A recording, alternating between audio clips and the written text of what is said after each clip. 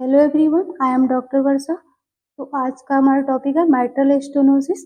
Mitral stenosis को समझने से पहले उसके एनाटॉमी को जानते हैं कि कहाँ लोकेटेड होता है। तो mitral valve present between the left आर्टियम and left ventricle. Mitral valve कहाँ प्रेजेंट होता है? हमारे लेफ्ट आर्टियम और लेफ्ट वेंट्रिकल के बीच में। इसलिए हम लोग इसको बाइकस्पिड वाल्व भी बोलते हैं और आर्टियो वेंट्रिकुलर वाल्व भी बोलते हैं। नेक्स्ट हम लोग थोड़ा इसका एनाटॉमी देखते हैं। ये हम लोग का मेटल वाल्व है, इसको हम लोग एनुलस बोलते हैं। इसके दो लीफलेट होते हैं, anterior leaflet and posterior leaflet. और ये एंटीरियर लीफलेट और पोस्टीरियर लीफलेट को जो जोड़ता है इसको हम लोग कमीसर बोलते हैं। और ये जो रस्सी की तरह काम करता है जिसको हम लोग कॉर्डिया टेंडेनी बोलते हैं। और ये हमारा पैपिलरी मसल्स है जिससे अटैच होता है कॉर्डिया टेंडेनी। इसको ये कहाँ होता है? ये हमारा लेफ्ट वेंट्रिकल्स के वॉल से अटैच होता है। तो इसका वर्क क्या है, बेनिफिट्स क्या है? तो ये जो होता है ना, भाल्व को अपने तरफ खींच के रखता है जिससे हमारा जो है ना भाल्व आर्टिया की तरह इन्वर्ट नहीं होता है। तो ये हमारा कॉर्डिया टेंडेनी का वर्क है। नेक्स्ट अब हम लोग समझते हैं कि मेटल स्टेनोसिस क्या होता है। मेटल स्टेनोसिस क्या होता है ना कि ये जो हमारा लेफ्ट आर्ट्रियम है और लेफ्ट वेंट्रिकल के बीच में जो ये भाल्व है मेट्रल वाल्व, वो स्टेनोज हो जाता है, मतलब क्लासिफाइड हो जाता है, जिसके वजह से ना ये cannot open properly during ventricular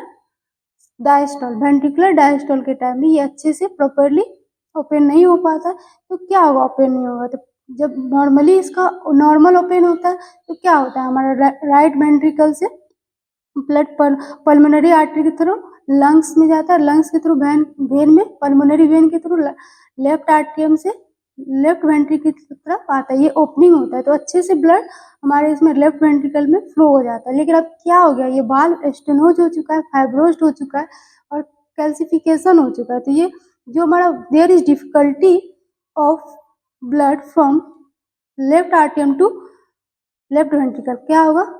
blood का जो फ्लो होगा उसमें डिफिकल्टी होगा। नेक्स्ट हम लोग देखेंगे इटियोलॉजी।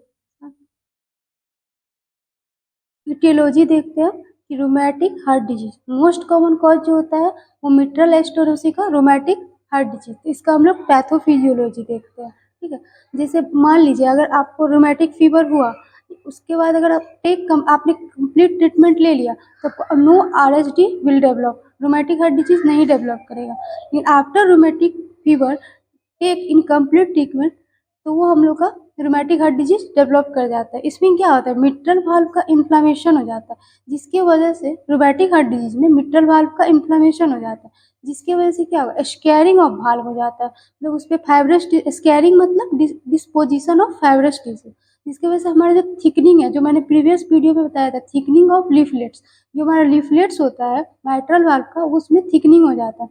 इसके वजह से ये जो कमीसर है जो दोनों एंटीरियर और पोस्टीरियर लीफलेट्स को जोड़ता है वो फ्यूज्ड कर जाता है। और जो कॉर्डिया टेंडन है जो इसको खींच के रखता है वेंट्रिकल्स की तरफ, लेफ्ट वेंट्रिकल्स की तरफ, वो भी शॉर्टनिंग हो जाता है और हमारा मेट्रल वाल्व ओपनिंग बहुत स्मॉल हो जाता है, जिसको हम लोग फिस्ट माउथ एफियरेंस भी बोलते हैं। अब हम लोग नेक्स्ट कॉज देखते हैं, congenital stenosis, rheumatoid arthritis, SLE, systemic lupus erythematosus, annular classification of old age, मतलब कैल्सिफिकेशन मतलब कैल्शियम का डिपोजिशन अगर ओल्ड एज में हो रहा है फिर तो भी हमको मेटल स्टेनोसिस हो सकता है। अब हम लोग मेट्रल वाल्व का हेमोडायनेमिक्स देखते हैं। तो पहले समझते हैं क्या होता है। तो यहाँ पे तो मेट्रल वाल्व में स्टेनोसिस में क्या हुआ, ये स्टेनोज हो गया तो डिफिकल्ट होगा blood flow from the left आर्टियम से लेफ्ट वेंट्रिकल में। तो यहाँ पे हमारा वेंट्रिकल में क्या होगा, लेस ब्लड होगा वेंट्रिकल में, तो हमारा क्या होगा, कार्डियक आउटपुट डिक्रीज हो जाएगा। कार्डियक आउटपुट डिक्रीज हो जाएगा तो इसके वजह से हम लोग को क्या होगा, ब्लड अच्छे से पंप ही नहीं हो रहा है बॉडी में, तो हम लोग को फैटिग लगेगा, कोल्ड क्लेमी एक्सट्रीमिटी और एंजाइना, चेस्ट पेन भी हो सकता है, एंजाइना। नेक्स्ट है हम लोग का कि अगर, हाँ यहाँ देखिए, अगर लेफ्ट आर्टियम से अगर ब्लड लेफ्ट वेंट्रिकल की तरफ फ्लो नहीं हो रहा है तो यहाँ पे क्या हो जाएगा, ब्लड का स्टेसिस हो जाएगा लेफ्ट आर्टियम में। इसके वजह से क्या क्या होगा, मोर ब्लड हो जाएगा आर्टियम में, हमारा आर्टियल इलाजमेंट हो जाएगा। जैसे आर्टियल इलाजमेंट होगा तो जो हमारा सराउंडिंग का स्ट्रक्चर है उसको कंप्रेस करेगा। तो सराउंडिंग में क्या क्या स्ट्रक्चर है, यहाँ देखिए, ये हम लोग का ये है लेफ्ट रिकरेंट लैरेंजियल नर्व, जो कि हमारा लिगामेंटम ऑस्टियोसम से जुड़ा हुआ होता है। और इसके और स्ट्रक्चर क्या है, ओसोफेगस है। ये दोनों स्ट्रक्चर को क्या करेगा, कंप्रेस करेगा, जिसके अगर ओसोफेजिस को कंप्रेस किया तो डिस्फेजिया होगा, रिकरेंट लैरिंजियल नर्व को किया तो हॉर्सनेस ऑफ वॉइस होगा, जिसको हम लोग ऑर्थनर सिंड्रोम्स भी बोलते हैं। नेक्स्ट हेमोडायनामिक्स में है कि back flow of blood. Back flow of blood में क्या होगा कि लेफ्ट आर्टरी में तो पहले से ब्लड भरा हुआ है, ठीक है। ये जो हमारा पल्मोनरी पल्मोनरी वेन से जो इसमें ब्लड आएगा वो इसमें आ ही नहीं पाएगा लेफ्ट आर्टरियम में। इसके वजह से क्या होगा कि बैक फ्लो होगा कहाँ, लंग्स की तरफ। तो लंग्स की तरफ अगर बैक फ्लो होगा तो पहले तो उसमें क्या होगा, पल्मोनरी हाइपरटेंशन होगा, फिर उसका क्या होगा, पल्मोनरी ओडिमा होगा, डिस्निया हो सकता है ऑन एक्सर्शन, पैरेक्सिमल नॉक्टर्नल डिस्निया हो सकता है, हेमेप्टाइसिस। हेमेप्टाइसिस क्यों होगा, क्योंकि रप्चर हो रहा है कौन सा, पल्मोनरी वेनस कनेक्शन। कैसा होगा हेमेप्टाइसिस, तो पिंक फ्लोर और एक्सप्लोटेशन, मतलब पिंक फ्लोदी एक्सप्लोटेशन होगा, ठीक है। अब हम लोग इधर देखते हैं नेक्स्ट क्या होगा। इधर मैंने बताया कि लेफ्ट आर्टरियम से बैक फ्लो पल्मोनरी वेन में जाएगा और लंग्स में। फिर क्या होगा, ब्लड तो आगे जा ही नहीं रहा है तो वो राइट वेंट्रिकल्स में आएगा, राइट वेंट्रिकल से राइट आर्टरियम में जाएगा, फिर कहाँ जाएगा, सुपीरियर वेना कावा में और इन्फीरियर वेना कावा में। अब सुपीरियर वेना कावा में अगर ब्लड बैक फ्लो हो रहा है तो उससे हमारा क्या क्या स्ट्रक्चर जुड़ा हुआ है उसको अफेक्ट करेगा। जैसे अब देखिए यहाँ पे ये है हम लोग का सुपीरियर वेना कावा, ठीक है। ये लेफ्ट ब्रैकियोसेफेलिक वेन है, ये राइट ब्रैकियोसेफेलिक वेन है, इधर राइट जिगुलर वेन है और ये लेफ्ट जिगुलर वेन है। तो यहाँ से राइट वेंट्रिकल से राइट एट्रियम में ब्लड फ्लो होगा, वो सुपीरियर वेना कावा में आया और ये इधर से कहा जाएगा राइट जिगुलर वेन, लेफ्ट जिगुलर वेन, कहीं भी जाएगा तो क्या होगा, डिस्टेंशन ऑफ जिगुलर वेन होगा, हेपेटोमेगाली होगा, एंकल और पेडल एडिमा होगा, एसाइटिस हो सकता है और ये राइट वेंट्रिकल्स में राइट हार्ट फेल्यूर हो सकता है, हेमोसिड्रोसिस होता है। क्यों, क्योंकि आरबीसी का क्या हो रहा है, ब्रेक डाउन हो रहा है इसलिए। नेक्स्ट हम लोग क्लिनिकल फीचर में देखेंगे, जो मैंने पीपीएस बताया वही क्लिनिकल फीचर भी सेम रहेगा। यहाँ पे फैटिग होगा, एंजाइना पेन होगा, डिस्निया होगा, डिस्फेजिया होगा, हॉर्सनेस ऑफ वॉइस होगा, pedal oedema, ascites, palpitation. Palpitation मतलब awareness of on heart beat, मतलब पहले उसको हार्ट बीट सुनाई देगा खुद का। राइट वेंट्रिकुलर हाइपरट्रॉफी भी हो सकता है। अब नेक्स्ट हम लोग साइन देखते हैं, मतलब फिजिकल एग्जामिनेशन में हम लोग को क्या क्या दिखेगा। तो मैलर फेस, मैलर फेस क्यों दिखेगा, मतलब मैलर फेस का मतलब फेशियल रेडनेस विथ पफीनेस। क्यों, क्योंकि यहाँ पे क्या हो गया, कार्डिक आउटपुट हमारा लेस हो गया और ऑक्सीजन सप्लाई नहीं हो रहा है, इसके वजह से पूरे बॉडी में ऑक्सीजन सप्लाई नहीं हो रहा है, इसकी वजह से हम लोग का मैलर फेस दिखेगा। पल्स क्या होगा, पल्स क्या होगा ना कि पल्स रेट जो होगा वो नॉर्मल भी हो सकता है, लो वॉल्यूम पल्स भी हो सकता है।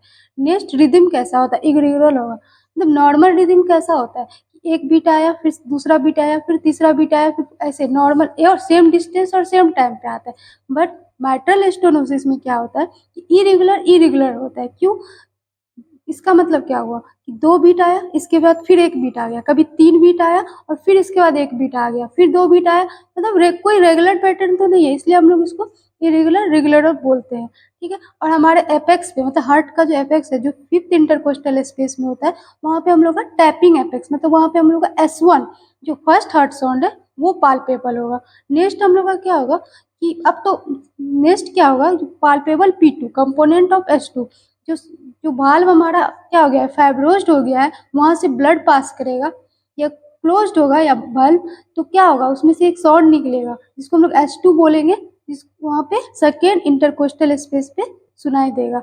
Based hear with bell of stethoscope, best hear in lateral position. क्यों लेटरल पोजीशन में, क्योंकि heart is close to the chest. Best hear during expiratory phase of respiration. Next हम लोग देखते हैं मर्मर ऑफ माइट्रल स्टेनोसिस। तो opening snap, mid diastolic murmur और late एसिनेशन। तो एक एक करके समझते हैं पहले। ओपनिंग स्नैप क्या होता है और लॉडेस्ट क्यों होगा।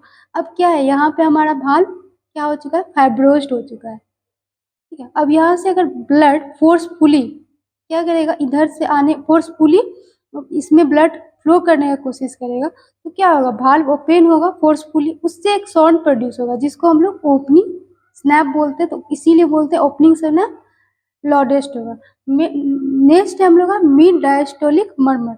मिड डायस्टोलिक मर्मर में क्या होगा, क्या ब्लड क्या होगा, धीरे यहाँ से गसट होने लगेगा, धीरे धीरे गसट होगा जिसके पहले क्या होगा कि पहले बहुत इंटेंसिटी के साथ गसर्ट होगा, फिर क्या होगा स्लो हो जाएगा, इसलिए हम लोग इसको डिक्रिसेंडो मरमर भी बोलते हैं, ठीक है। जो हम लोग का कब सुनाई देगा, मिड डायस्टोलिक मरमर। अब लेट एटेस्टेशन का मतलब क्या होगा कि कब सुनाई देगा, ड्यूरिंग लास्ट फेज क्या होगा, L A left ventricle contract का जो हम लोग का रिमेनिंग ब्लड इसमें रह गया कॉन्ट्रैक्ट करेगा फोर्सफुली इसमें सेंड करने के लिए लेफ्ट वेंट्रिकल में, तो फिर एक साउंड प्रोड्यूस होगा, जिस इसलिए हम लोग इसको क्या बोलते हैं, लेट एटेन्यूएशन। इन्वेस्टिगेशन करेंगे जिसमें पहला ईसीजी करेंगे। अगर लेफ्ट आर्टियल हाइपरट्रॉफी है तो हमारा ईसीजी कैसा दिखेगा, एम शेप दिखेगा। जो हमारा पी वेव है वो एम शेप दिखेगा, इसलिए इसको हम लोग पी मैट्रिल भी बोलते हैं। क्यों, क्योंकि ये मैट्रल स्टेनोसिस के साथ टाइम दिखता है, इसलिए हम इसको एम शेप भी बोलेंगे। क्यों, क्योंकि P wave take more time to pass through L A, left atrium क्योंकि हाइपरट्रॉफी हो गया तो पी वेव जो हमारा take more time to pass current pass करने में ज़्यादा टाइम लेगा, इसलिए यहाँ पे ऐसा वेव दिखेगा। नेक्स्ट है, अगर राइट वेंट्रिकुलर हाइपरट्रॉफी है तो क्या कैसा वेव दिखेगा। नॉर्मली क्या होता है कि जो हमारा आर होता है, आर वेव होता है वो लेस देन होता है एस वेव से, लेकिन राइट वेंट्रिकुलर अगर हाइपरट्रॉफी हो गया मेटल स्टेनोसिस में तो हमारा आर वेव जो है मोर देन एस वेव दिखेगा। नेक्स्ट हम लोग इको करेंगे, मतलब ट्रांसथोरेसिक इकोकार्डियोग्राफी, जिसमें कैल्सिफाइड वाल्व कस होगा, माइट्रल ऑरिफिस एरिया क्या होगा, रिड्यूस होगा, नॉर्मल जितना होना चाहिए उससे कम होगा।